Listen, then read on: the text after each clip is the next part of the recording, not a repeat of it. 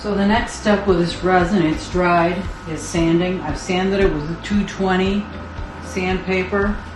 So, and then I wiped it off and made sure all the little, if there's anything on here, is off. The next part is this ultimate top coat. I got a glossy, it's a resin.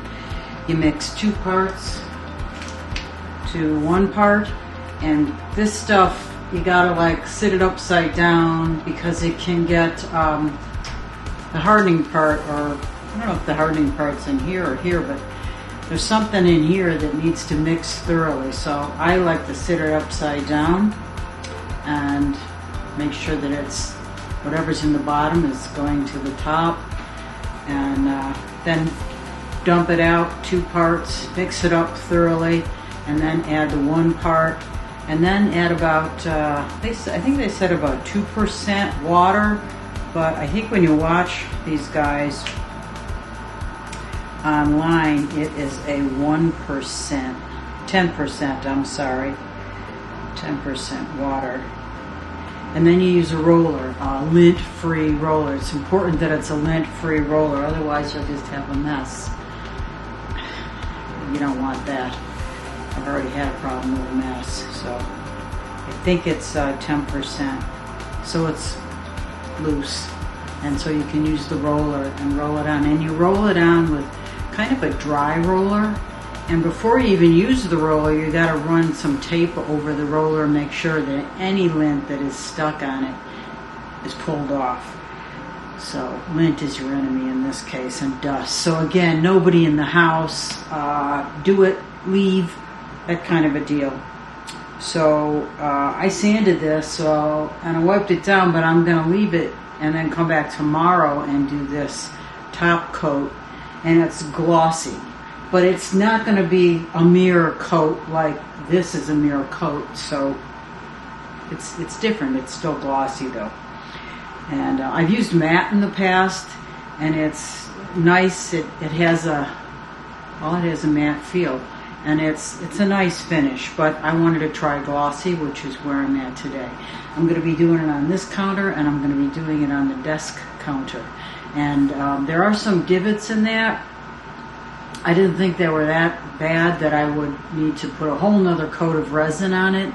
That's what I would have done in the past traditionally had I not had this. But I think this will help fill in some of those divots and make it look a lot better. So I'm going to try that over there, and I'll let you know how that goes.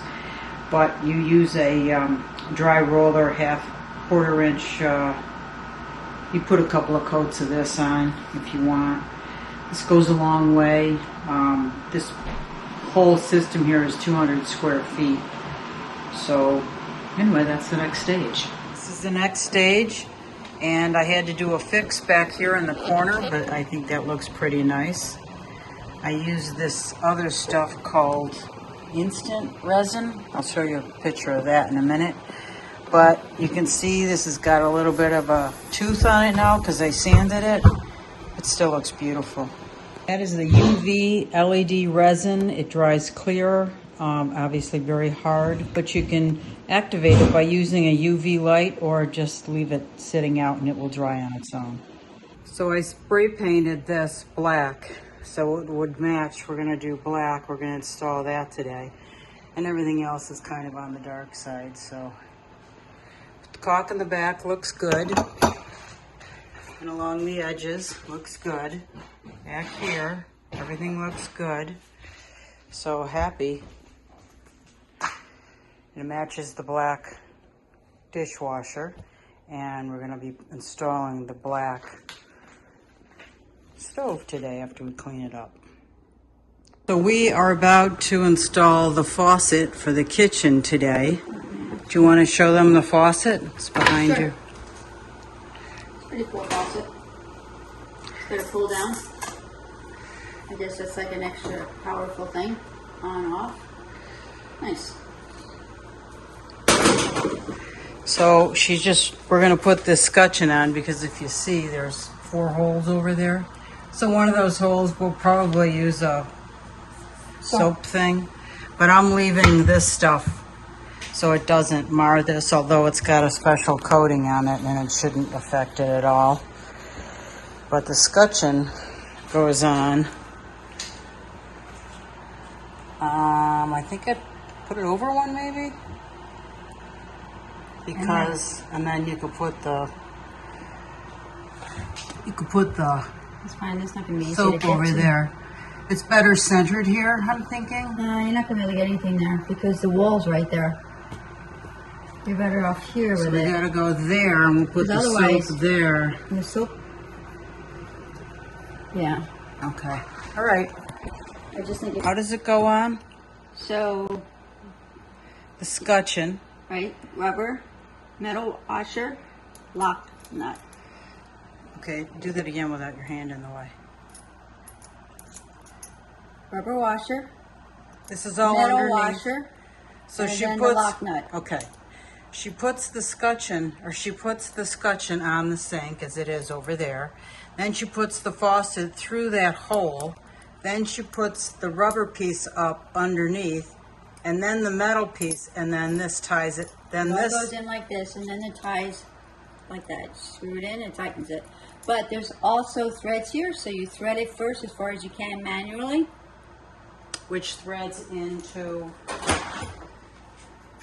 that piece right there. Exactly. Okay, great. Hope that makes sense. Now, I'm not really The sure what this directions is are for. kind of right. The directions are right there, so there you go. It's not difficult. Not difficult at all. It's the hardest part. The hardest part is getting underneath the sink to tie this together. But that looks pretty cool. I like that. I like it more in the Except- center. Virginia's going to have to get her Little foot up there. slender body up there and behind the sink So, Mel, to when get to this. When I do this, make sure that this is on. See how you can see the holes here? Of course. And make sure that they're Now, covered. do I have to silicone underneath that scutcheon like I did on the last one?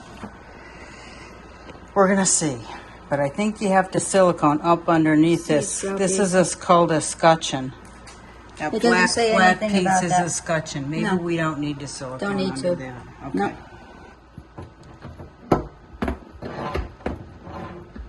There's Virginia hooking up the faucet. It's tough because it's a tight space. It's really between this wall inside and this wall back here. So, but it's nice and secure. So, and it looks great, by the way. So, I think we're good. So we're about to put this back in place, and I cleaned it extensively. It was pretty disgusting. I even cleaned this. It was really gross. Anyway, it's all been cleaned. And I think this might, that locks it. But yeah, I'm feeling a lot of crap under here, so I'll have to go clean that. But it's gonna go in over there. We're about to do that next. So faucet is in. Drain is in. We're still working on this under here because we have to convert it from a 2-sink to a 1-sink drain, along with the dishwasher. So we have to get some more parts for that. Virginia is now hooking up the propane. We're trying to hook up the propane. We're wondering if it's left to tighten because on some propane, that's what you do. Now, do we want to put, wait a minute, do we want to put tape Teflon? around that? We're going to get some Teflon tape and put it around there first. Added some yellow Teflon tape. That's yellow is for gas. And now she's going to hook it up to the propane. This is a propane stove.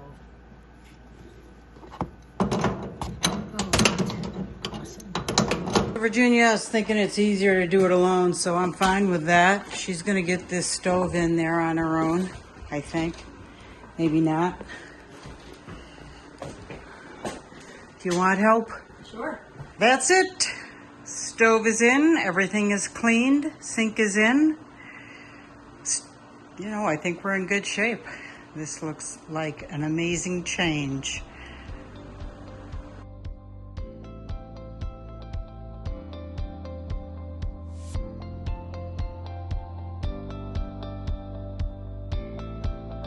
So this was also a resin pour, except it was a clear resin pour over a painted surface, and it's just a desk. You can see it's got holes on both corners. They're also painted around here. I am sanding the top of this because, well, after all, I'm a woodworker. You can see my channel, Melanie Heinrich Studios. I'll put a link below. But anyway, I'm sanding this, and then I'm going to put a feed and wax finish on it when I'm done. So it'll really be nice.